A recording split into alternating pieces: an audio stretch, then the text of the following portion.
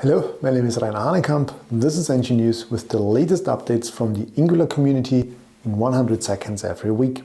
In terms of Angular, last week didn't happen so much. This was because people shifted their interests, obviously, to more serious topics. For example, in Ask Me Anything, Twitter Space by Angular itself was postponed to this week.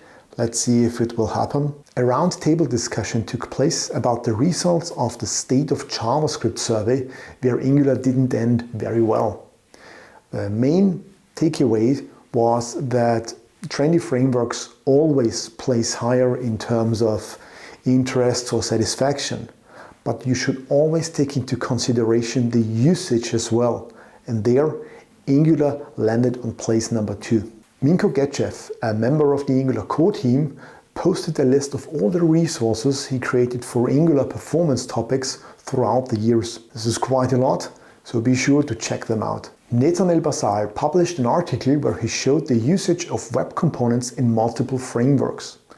In short, web components pack a component into a standard format so that a browser can use them natively. To create web components, Netanel used Lit, which is like Stencil, a framework specialized in web components. UI.dev released a video about the evolution of asynchronity in JavaScript. So starting from the callback functions to the async await keywords. Despite the circumstances, I wish you a good week. See you next Monday. Goodbye.